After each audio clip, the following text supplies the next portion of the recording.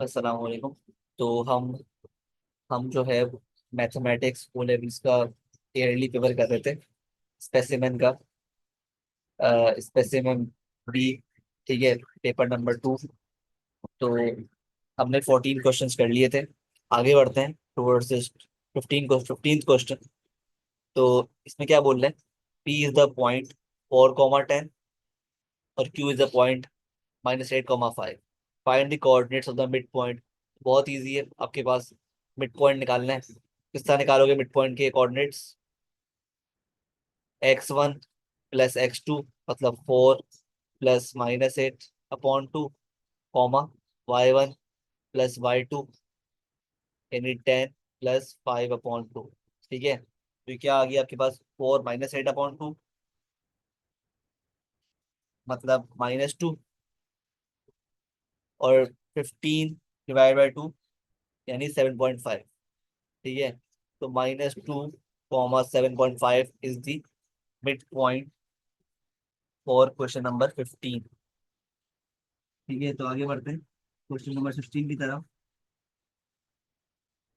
Line L has equation this, find the equation of the line parallel to the line L that passes to the point this. अब देखो, जो line इस line के parallel होगी ना, तो क्या मतलब है? जो हमारे पास इसका एम होगा वही एम इस लाइन एल का भी होगा, है ना? क्यों? क्योंकि आपस में पैरेलल है।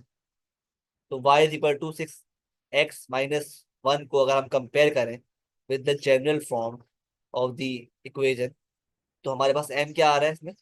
m आ रहा है 6। तो यही m यानी ग्रेडियंट इसका है, लाइन एल का भी होगा। अब लाइन एल का हमारे पास m भी आ गया और पॉइंट्स भी गिवन है, तो आप निकाल लो equation. y - y1 = m x - x1। तो y - y1 = m x - x1। ठीक है, तो y - 3 = 6x, और y = 6x + 3। ठीक है, तो y = 6x + 3 is your equation for line L. ठीक है, अब क्या बोल रहे हैं कि write down the gradient of the line perpendicular to the line L. अब देखो, उस लाइन की हमें हमें ग्रेडियंट लिखना है जो कि लाइन एल के परपेंडिकुलर। तो वो लिखने के लिए बहुत इजी है। क्या क्या करेंगे? जो हमारे पास लाइन एल का ग्रेडियंट आया ना 6, इसको हम कर देंगे नेगेटिव रेसिप्रोकल। तो ये बन जाएगा -1/6। ठीक है, तो क्या हो गया ग्रेडियंट इस परपेंडिकुलर लाइन का? -1/6। क्या हो गया? -1/6। ठीक है, 17 पे आ जाओ। 17 क्या बोल रहे हैं? कि find the integer values of x that satisfy the inequality. तो ये भी बहुत इजी है। पहले हम क्या करेंगे, जब भी आपके पास इस तरह का क्वेश्चन हो तो आप इसको अलग कर लो, ये हम कर चुके हैं लेक्चर्स में। और इस पार्ट को अलग कर लो, तो ये हो गया -1 < <2x, और ये हो गया 4 - 2x < <8। ठीक है, सॉल्व करो इसको। तो ये क्या क्या हो गया? -1 - 4 हो गया < <2 -2x। तो -1 - 4 क्या होता है? -5। ठीक है, अब देखो हमारे पास जो है वेरिएबल के साथ नेगेटिव साइन है, तो हम क्या करेंगे? जब आप -2 को उधर भेजोगे तो साइन भी फ्लिप कर दोगे। -5/-2 हो गया, तो साइन भी साथ फ्लिप हो गया। तो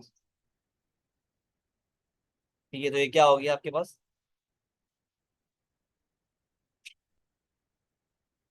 x is less than equal to 5/2 यानी 2.5। x is less than equal to 2.5। ये आ गया हमारे पास। सॉल्व कर दिया इसको हमने। अब इसको सॉल्व कर लो। 4 को उधर भेज दो, तो -2x less than equal to 8 - 4 यानी 4। अब अगेन आपके साथ आपके पास वेरिएबल के साथ एक नेगेटिव साइन है, तो जब आप -2 को उधर भेजोगे तो आपके पास क्या होगा? साइन भी फ्लिप कर जाएगा। तो ये हो गया 4/-, यानी एक्स इज ग्रेटर देन -2। ठीक है, क्लियर है बात। तो अब देखो हमारे पास एक्स की दो इनक्वालिटीज आ रही हैं कि एक्स बड़ा है -2 से और एक्स छोटा है और बराबर है 2.5 के।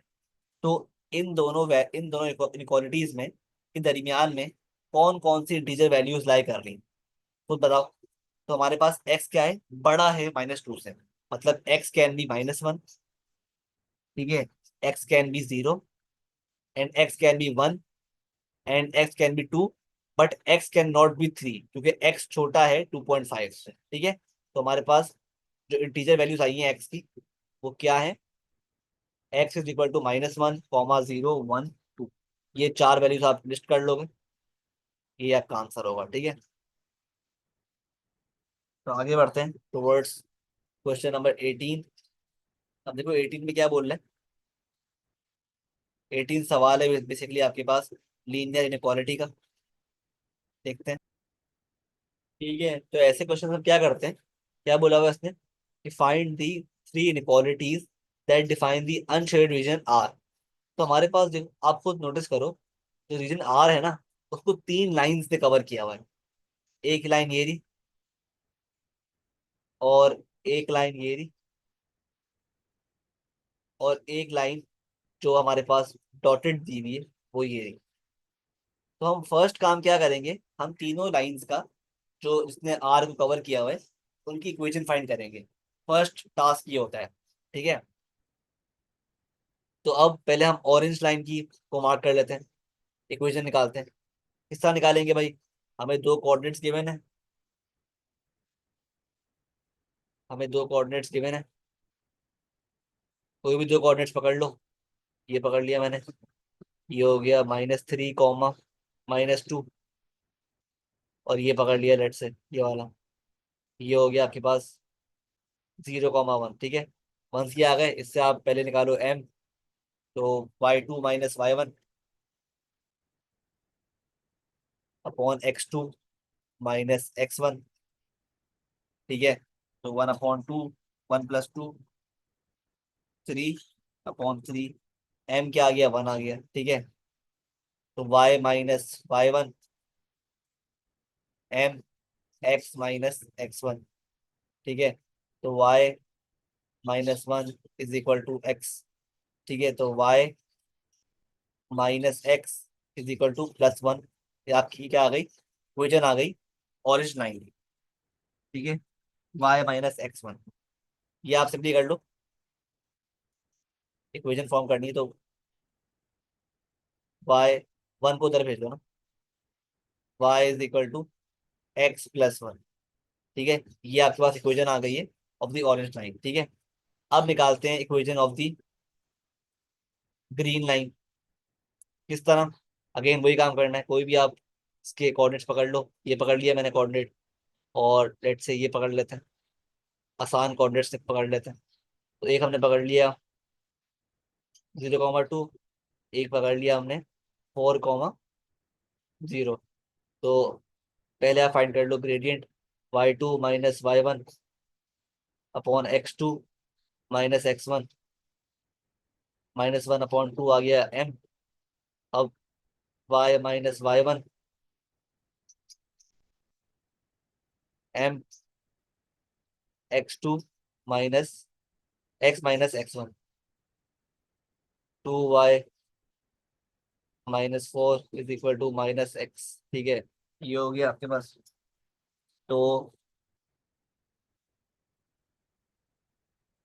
2y + x is equal to 4। ठीक है, तो 2y + x is equal to 4 आपके पास इसकी इक्वेशन आ गई। 2y + x is equal to 4 आ गई equation of the green line. ठीक है, अब निकालते हैं equation of the red line. ठीक है, अब देखो रेड लाइन तो वर्टिकल लाइन, तो ये तो बहुत सिंपल है, कहाँ से पास कर रही है, -4 से। तो ये क्या बनेगी इक्वेशन, x = -4। ठीक है, साफ साफ आ गई। ठीक है, तो ये इस चैप्टर में ना आपको जो है कोऑर्डिनेट ज्योमेट्री की इंफॉर्मेशन बहुत रिक्वायर्ड होती है। तो अगर आपने कोऑर्डिनेट ज्योमेट्री प्रॉपर्ली नहीं पढ़ा ना, किस तरह इक्वेशन फॉर्म करते हैं, किस तरह हम इक्वेशंस डिफाइन करते हैं, तो वो सीख लो पहले, फिर ये पढ़ना, ठीक है। तो हमने इक्वेशन फॉर्म कर ली तीनों लाइंस की। अब क्या करना है, अब वी हैव टू सी के इन लाइंस के किस तरफ रीजन आर जो है वो लाई कर रहा है। जैसे अगर हम बात करें ऑरेंज लाइन की, तो ऑरेंज लाइन के ऊपर की तरफ इक्वेशन रीजन आर है ना, इस तरफ ऊपर की तरफ। तो हम क्या कर देंगे, क्योंकि ये ऊपर की तरफ है, तो हमने पढ़ा था ये क्या होता है, ऊपर का रीजन क्या क्या बोलते हैं हम, जो ऊपर का हिस्सा होता है, जब लाइन इस तरह बनती है ना, स्लांट, तो जो ऊपर का रीजन होता है ना, ये तो हम पढ़ चुके हैं, जब लाइन स्लांट बनती है तो ऊपर का हिस्सा क्या होता है, ग्रेटर देन इक्वल टू, नीचे वाला हिस्सा होता है लेस देन इक्वल टू, है ना। सिमिलरली अगर आपके पास लाइन इस तरह बनती है, इस तरह बनती है, तो ये हिस्सा होता है ग्रेटर देन इक्वल टू, और ये हिस्सा होता है लेस देन इक्वल टू, है ना। तो ये हमें चेक करना है। अब देखो, क्योंकि हमारे पास ऑरेंज लाइन के रीजन आर है, तो ऊपर इस तरफ लाई कर रहा है, ऊपर की तरफ, ठीक है। तो हम क्या बोलेंगे, हम इक्वेशन को, हमारे पास क्या थी equation, y is equal to x plus one, तो हम कर देंगे y इज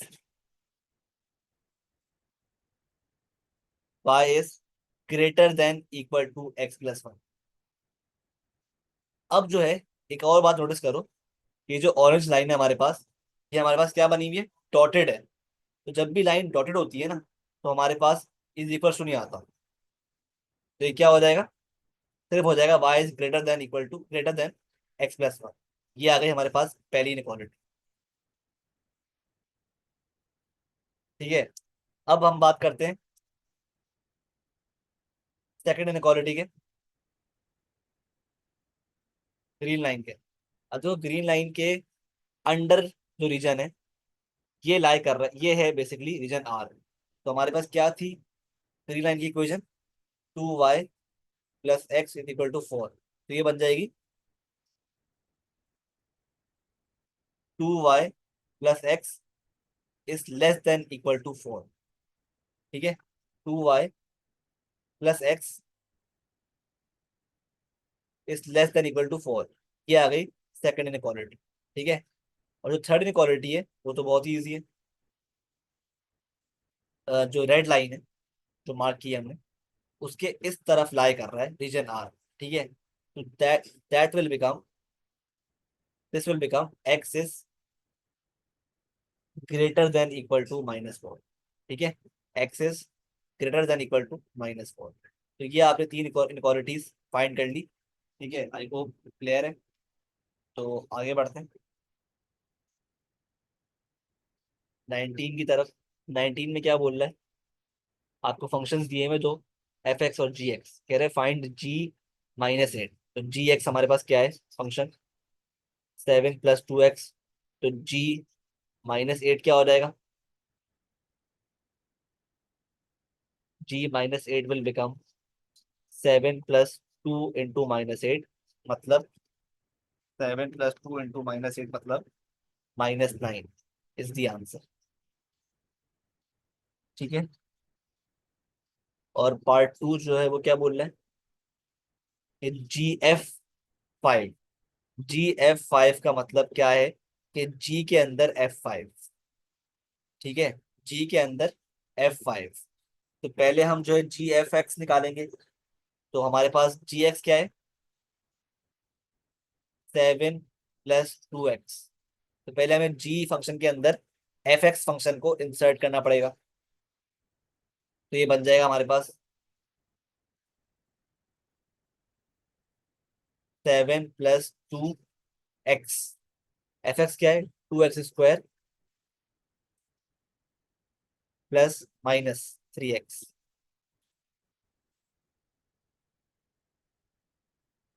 -3x, ठीक है। तो ये हो गया 7 + 4x² -6x, ठीक है। अब क्या बोला है बसने कि GFX निकाल लिया हमने, GFX। अब GFX के अंदर आप इंसर्ट कर दो 5, GF5। तो 7 + 4 × 5² -6 × 5, it will become 7 + 4 × 5 (² आंसर आ रहा है 77। 77 इज द आंसर। फिर क्या बोलते हैं आपसे 19 पार्ट में, सॉरी पार्ट 3 में, कि जी इनवर्स एक्स निकाल। तो इनवर्स निकालना बहुत इजी है, हमारे पास ये रहा जी एक्स। जी एक्स क्या है हमारे पास, 7 + 2x। तो आप रिप्लेस कर दो जी एक्स को बाय वाई, 7 + 2x। स्टेप 2 क्या है, कि मेक एक्स द सब्जेक्ट। तो ये बन गया y - 7/2 = x। Now replace, once आपने x को सब्जेक्ट फॉर्म कर लिया, now replace x by G inverse x and replace y by x। तो x - 7/2 is your g inverse x। ठीक है। अब क्या बोल रहा है पार्ट बी में, कि फाइंड f x - x। तो f के अंदर क्या इंसर्ट किया हुआ है उसने, x - 6। तो एफ एक्स क्या था हमारे पास, 2x² -3x। तो उसने क्या किया हुआ है, उसने x की जगह पर x - 6 इंसर्ट किया हुआ है। तो हम भी वो कर लेंगे, 2 × x - 6² -3 × x - 6। ठीक है। तो 2 ये हो गया, तो एक्सपेंड कर लेंगे, 2 × x² - 2ab, मतलब 12x + 36 -3x + 18। ठीक है। तो ये हो गया 2x² - 24x +36 × 2 +72 -3x + 18। ये हो गया 2x²। ठीक है। -24 -3 क्या होता है, -27x। ठीक है। +72 +18 क्या होता है, +90। ठीक है। तो 2x² -27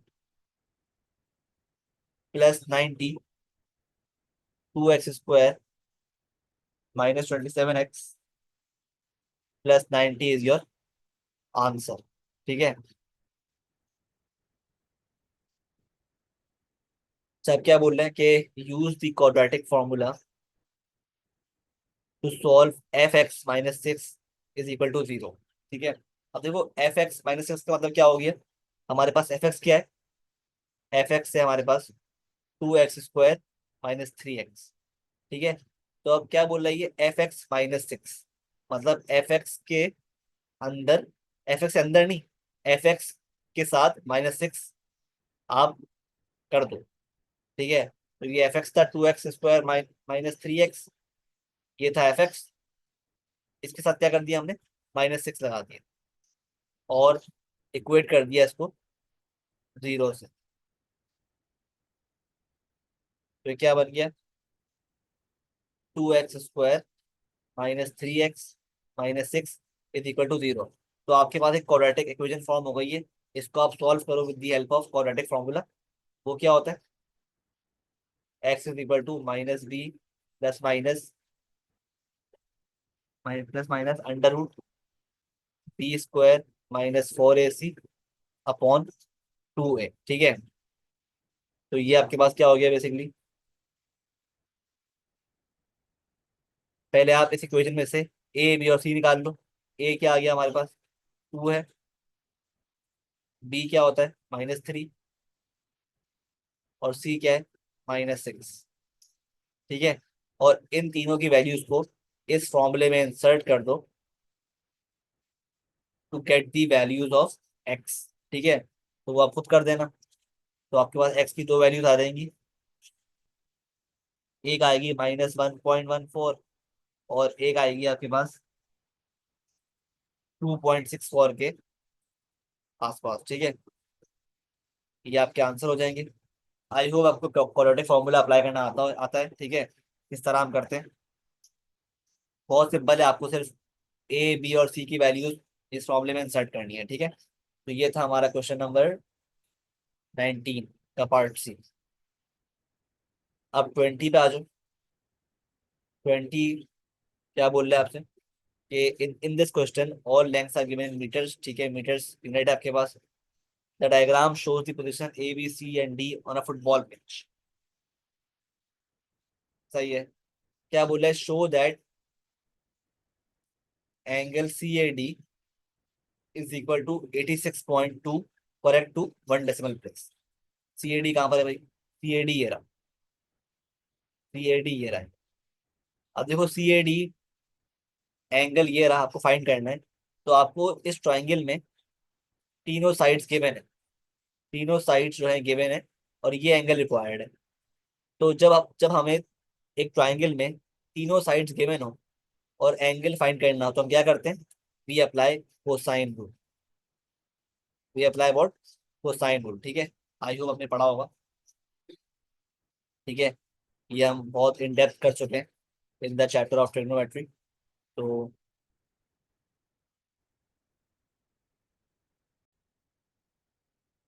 ठीक है, तो हमें जो है ना यहाँ पर लगाना पड़ेगा कोसाइन रूल। किस तरह लगाएंगे कोसाइन रूल, कि क्या होता है cosine rule, A square is equal to B square plus C square -2bc और कॉस ए। ठीक है, तो हमें जो है ए स्क्वायर क्या होगा, ए स्क्वायर मतलब side, 20 square, B square 18 square plus C square 10 square -2 × 18 × 10 और कॉस ए हमें एंगल है जो रिक्वायर्ड है ये वाला। ठीक है, तो ये क्या हो गया, 20 स्क्वायर स्क्वायर क्या होता है, 20 स्क्वायर 400 और 18 square plus 10 square -2 sorry 18 square plus 10 square क्या होता है 424 और -2 × 18 × 10 इज -360 कॉस ए। ठीक है, तो 400 -424 कर दो, -24 हो गया is equal to -360 cos A. तो ये हो गया -24 upon -360 is equal to cos A. तो कॉस ए बराबर हो गया -24 अपॉन -360 यानी 1/15 के। तो जो एंगल ए है वो हो गया कॉस इनवर्स 1/15, यानी कॉस इनवर्स 1/15 क्या होता है, आपके पास जो एंगल आ गया वो आ गया 86.17। और इसको अगर हम करेक्ट करें तो 1 डेसिमल प्लेस, तो ये क्या बन जाएगा 86.2 डिग्री। ये हमने शो कर दिया। ठीक है, तो साफ साफ यहाँ पे कोसाइन रूल अप्लाई हो रहा था। आगे बढ़ते हैं। अब क्या बोला है, calculate obtuse angle A C B. Obtuse angle A C B मतलब ये वाला एंगल निकालना। अब ये एंगल निकालने के लिए, ठीक है, पहले हम हमें ऑब्ट्यूस एंगल निकालना है। ठीक है, ए सी बी, तो पहले हम ए सी बी निकालते हैं। ठीक है, अब देखो ए सी बी निकालने के लिए यहाँ पे आपको देख रहे हो, हमें इस साइड के ऑपोजिट एंगल गिवन है और इस साइड के ऑपोजिट एंगल निकालना है हमें। तो हम क्या अप्लाई करेंगे, we will apply sine rule. तो ये क्या हो जाएगा, साइन 18, ठीक है, सॉरी 18 अपॉन sin 27, ठीक है, is equal to 35 upon sine C. C क्या है, एंगल है। ठीक है, तो ये क्या हो गया आपके पास 18 × sin c is equal to sine 27 multiply by 35 will be 15.8897। तो साइन सी बराबर हो गया 15.8897 डिवाइड बाई 18 के, विच इज 0.88276। तो सी बराबर हो गया साइन इनवर्स 0.88276, विच इज 61.977 77। इसको आप कर लो 62, कर लो राउंड ऑफ। ठीक है, अब देखो उसने हमें क्या बोला है कि फाइंड द ऑब्ट्यूस एंगल। लेकिन हमारे पास जो एंगल आया है ना, ये वाला, ये कौन सा एंगल आया है? ये आया है आपके पास एक्यूट एंगल। ठीक है, ये कौन सा एंगल आया है? एक्यूट एंगल आया है। ठीक है, तो इस एक्यूट एंगल को ऑब्ट्यूस एंगल में कन्वर्ट करने के लिए हम सिंपली क्या करेंगे, 180 में से इसको माइनस कर देंगे। तो अगर मैं 180 में से ये एक्यूट एंगल माइनस करता हूँ, तो आंसर क्या आ रहा है? 118 डिग्री, जो कि मेरे पास ऑब्ट्यूस एंगल आ गया। ठीक है, तो इस तरह हम ऑब्ट्यूस एंगल फाइंड करते हैं। ठीक है, आई होप क्लियर है। अगर आपके पास आंसर जो है एक्यूट एंगल आ रहा हो, तो 180 में से उसको माइनस कर दो to find the obtuse angle. ठीक है, तो 118 degrees is the answer, obtuse angle ACB. आगे बढ़ते हैं। अब क्या बोल रहा है पार्ट सी में उसी क्वेश्चन के, कि a player runs directly from B to D in a time of 5.3 seconds. ठीक है, calculate the average speed of the player. तो एक प्लेयर है जो कि बी टू डी, यानी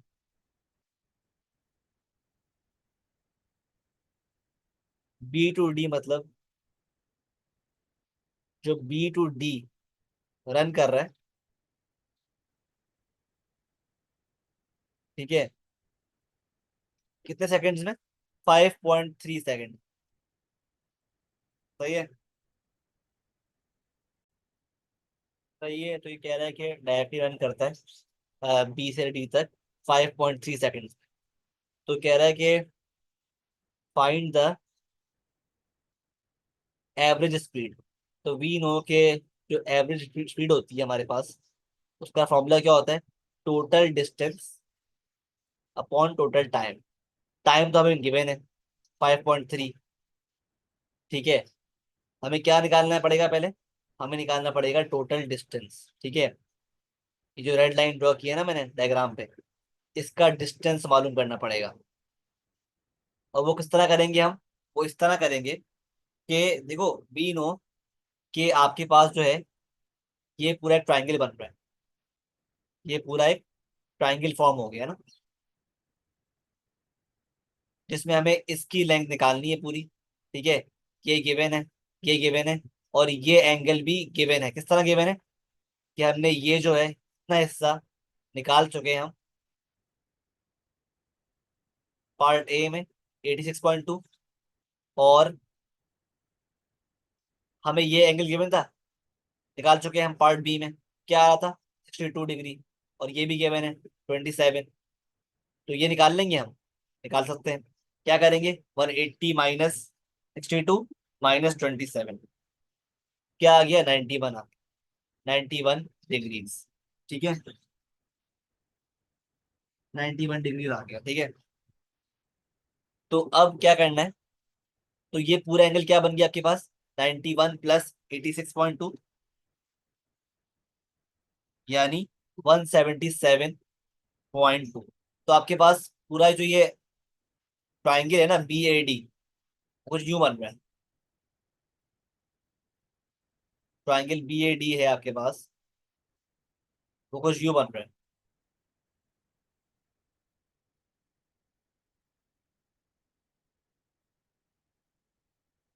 177.2 आ गया ये एंगल। और ये आपको दिया हुआ है 35, ए भी दिया हुआ है 35, और ए डी दिया हुआ है 10,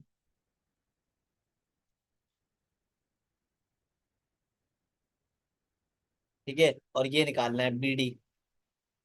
बी डी निकालने के लिए क्या करेंगे, again we will apply cosine rule, ठीक है। तो A square is equal to B square plus C square minus 2bc cos A, ठीक है। तो हमें अब की बार साइड दी हुई है, साइड निकालनी है ए स्क्वायर। बी स्क्वायर क्या है, 35 स्क्वायर हो गया plus 10 square minus 2 into 35 into 10, और कॉस एंगल दिया हुआ है 177.2। तो ये क्या हो गया, 35 square plus 10 square minus 2 into 35 into 10 into cos 177.2। ये क्या आ गया आपके पास, ए स्क्वायर आ गया 2024.164, ठीक है। आपने स्क्वायर रूट ले लिया, तो ये क्या आ गया, अंडर रूट ऑफ 2024.164। तो 44.99 आ गया, 44.99, ठीक है, इज योर। तो आपका आंसर क्या आ गया, ए आ गया 44.99, ठीक है। जहां पर ए क्या है, ए बेसिकली आपके पास जो लेंथ ऑफ बी डी है 44.99। तो आपके पास ये डिस्टेंस भी आ गया बी डी, टोटल डिस्टेंस भी आ गया 44.99, और टोटल टाइम भी गिवन है 5.3। तो आप डिवाइड कर दो आपस में।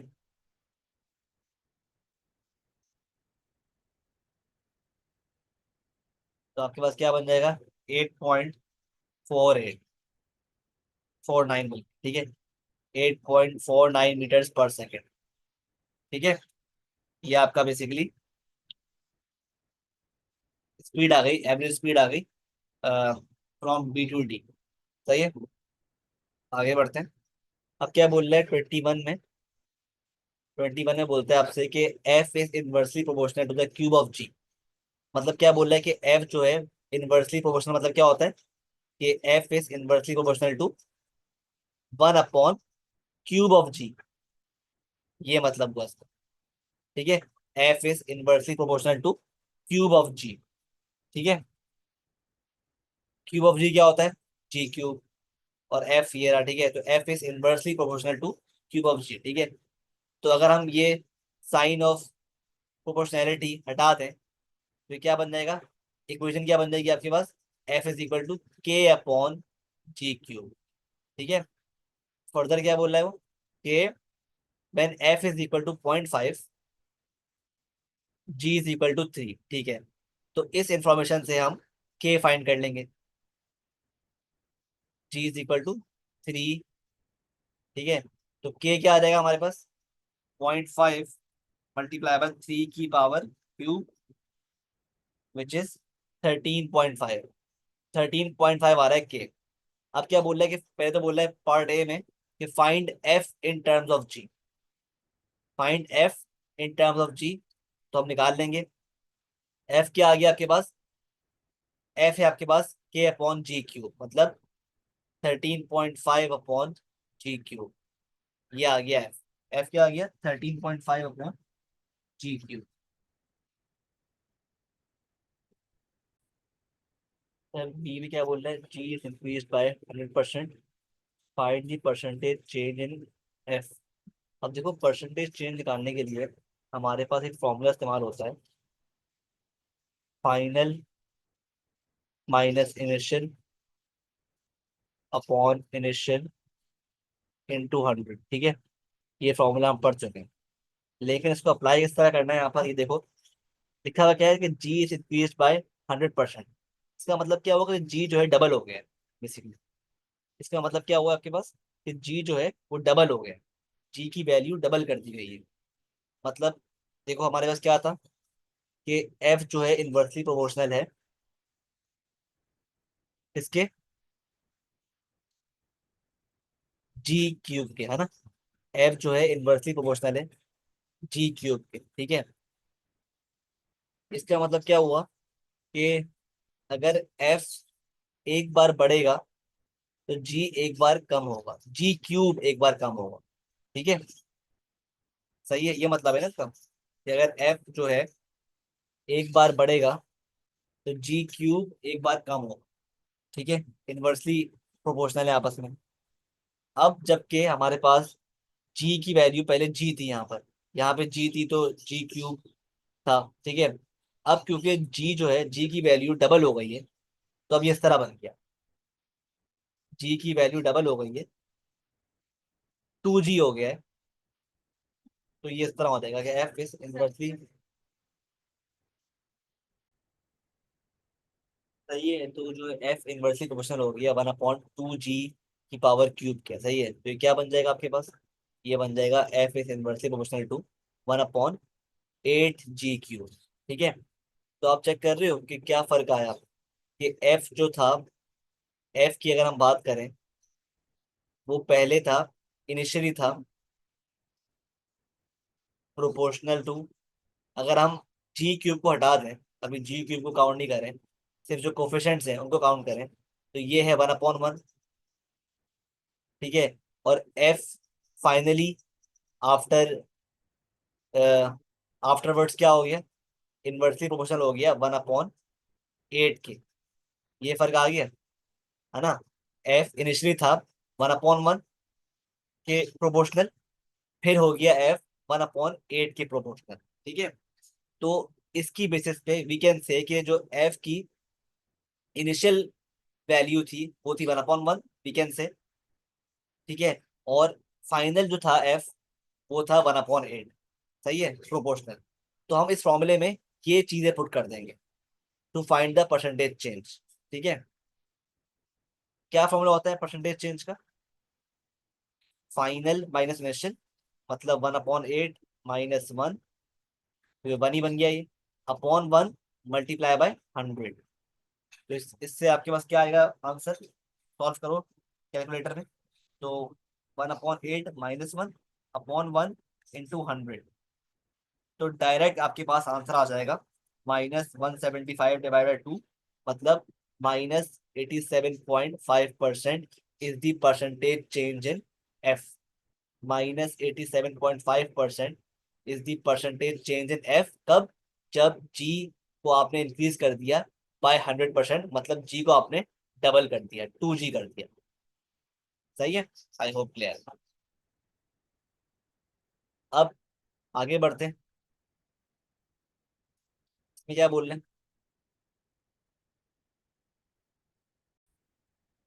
अब देखो ये सवाल जो है, ये सवाल है लिमिट्स ऑफ एक्यूरेसी का।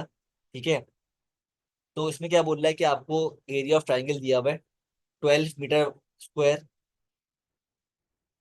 ठीक है, correct to the nearest square metre, मतलब correct to the nearest 1 square metre.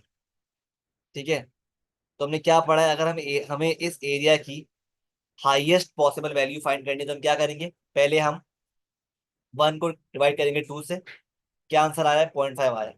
ठीक है, तो 0.5 जब मैं इसमें ऐड करूंगा इस 12 में, तो ये बन जाएगा 12.5, और ये होगी एरिया की हाईएस्ट पॉसिबल वैल्यू। और जब मैं 0.5 एरिया में से सब्ट्रैक्ट करूंगा, तो ये क्या हो जाएगा, 11.5, और ये होगी एरिया की लोएस्ट पॉसिबल यानी लीस्ट पॉसिबल वैल्यू। ठीक है, सेम काम करते हैं विद दी बेस।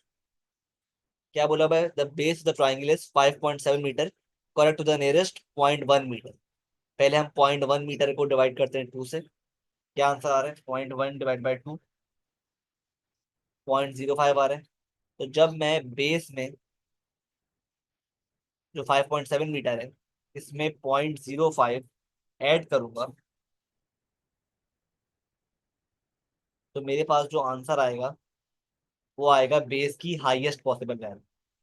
और जब मैं 5.7 में 0.05 सब्ट्रैक्ट करूंगा, तो मेरे पास आ रहा है 5.65, जो कि बेस की लोएस्ट पॉसिबल वैल्यू। अब हम आगे बढ़ते हैं, क्या बोल रहे हैं आगे, कि calculate the smallest possible height of the triangle. देखो हमें पता है भाई कि जो हमारे पास फॉर्मूला होता है एरिया का, वो क्या होता है, area is equal to half into base into height. ठीक है, तो हाइट का क्या बन जाएगा फॉर्मूला? हाइट का फॉर्मूला बन जाएगा 2 times area upon base is equal to height. ठीक है, 2 टाइम्स एरिया, ये बन गया हाइट का फॉर्मूला। और क्या बोल रहा है कि क्या निकालनी है हमें? हाइट की स्मॉलेस्ट पॉसिबल वैल्यू। अब मुझे खुद बताओ कि हाइट की स्मॉलेस्ट पॉसिबल वैल्यू कब हो? स्मॉलेस्ट पॉसिबल वैल्यू कब होगी? जब हमारे पास जो न्यूमरेटर है वो स्मॉलेस्ट हो, जो न्यूमरेटर है वो स्मॉलेस्ट हो, और जो डिनोमिनेटर है यानी बेस वो हाईएस्ट, है ना? तो अब देखो हमारे पास एरिया की भी हाईएस्ट पॉसिबल वैल्यू है और लोएस्ट पॉसिबल वैल्यू है, और बेस की भी हाईएस्ट पॉसिबल वैल्यू है और लोएस्ट पॉसिबल वैल्यू है। तो अगर हम इस फॉर्मूले में हाइट निकालने के लिए हम क्या करेंगे?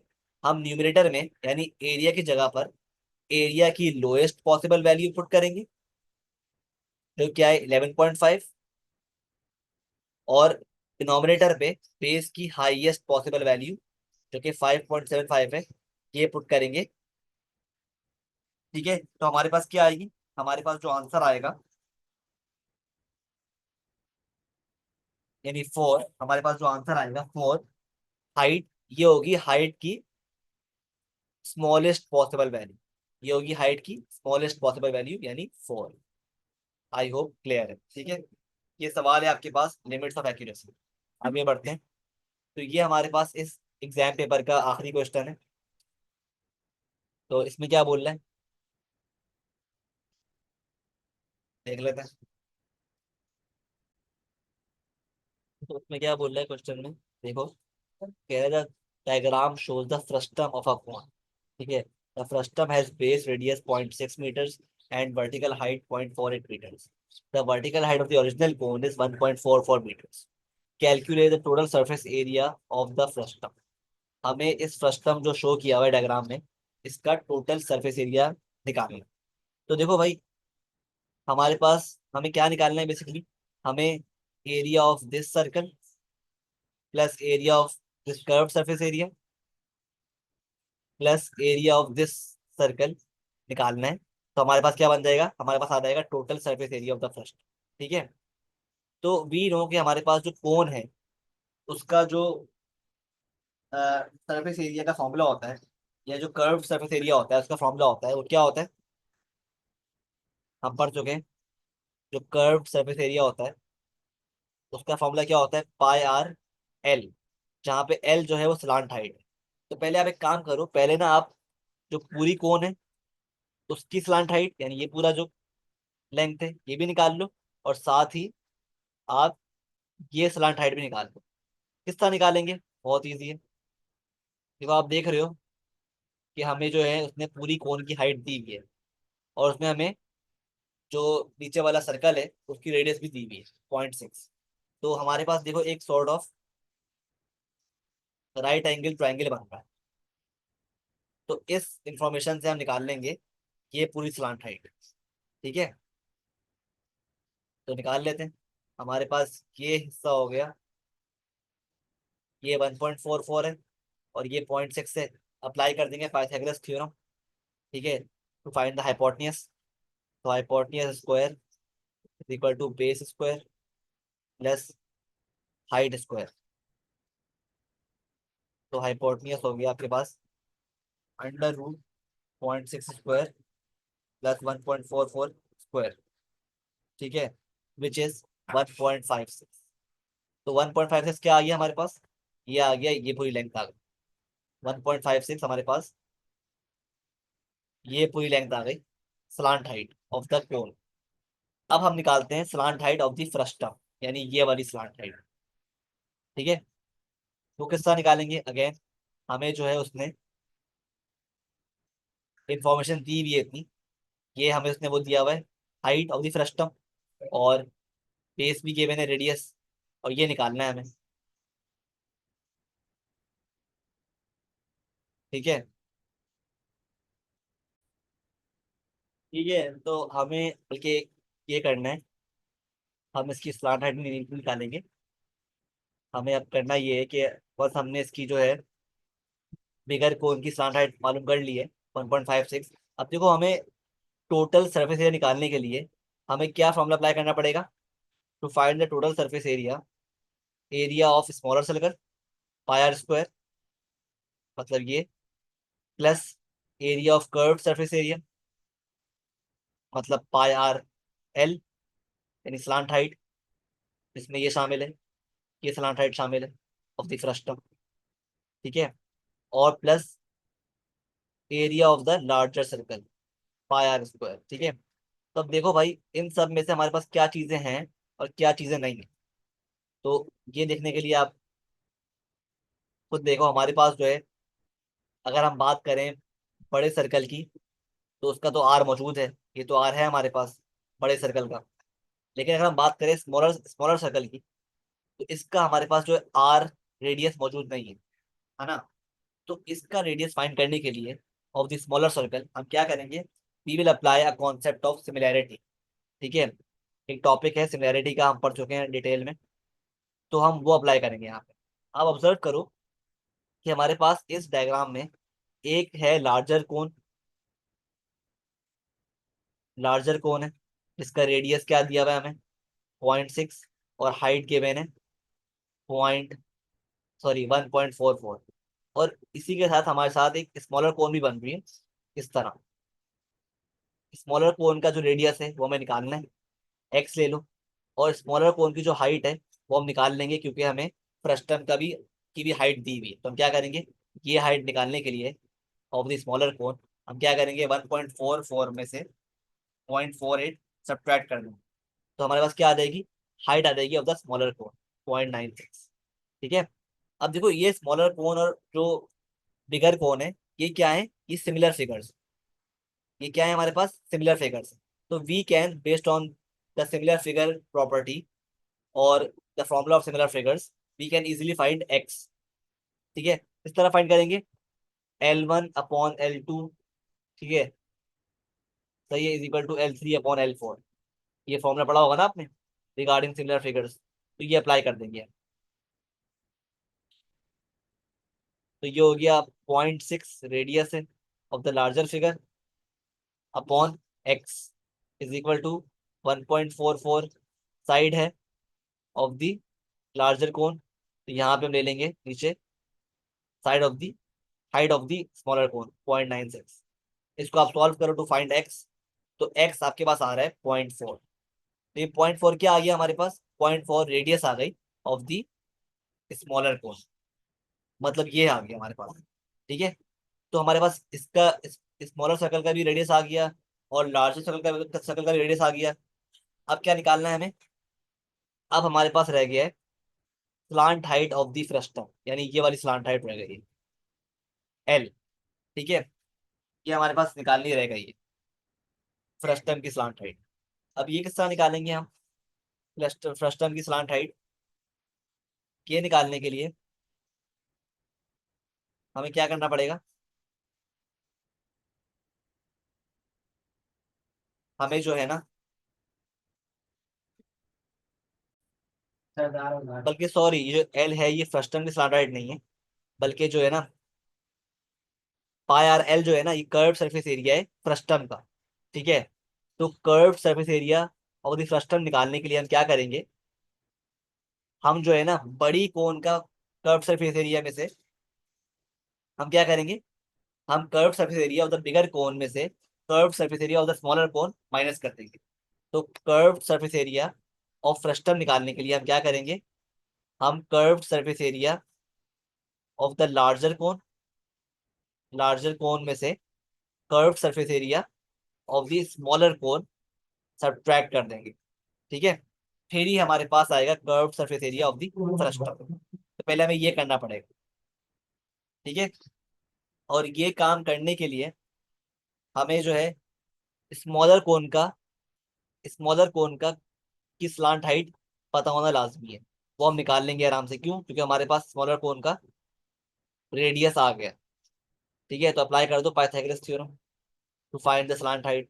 तो क्या हो जाएगा? तो हमारे पास हो जाएगा ये slant height hypotenuse square is equal to X क्या था हमारे पास? 0.4 स्क्वायर प्लस 0.96 का स्क्वायर, ठीक है। तो हाइपोटेन्यूज बराबर हो गया under root of 0.4 square plus 0.96 का स्क्वायर।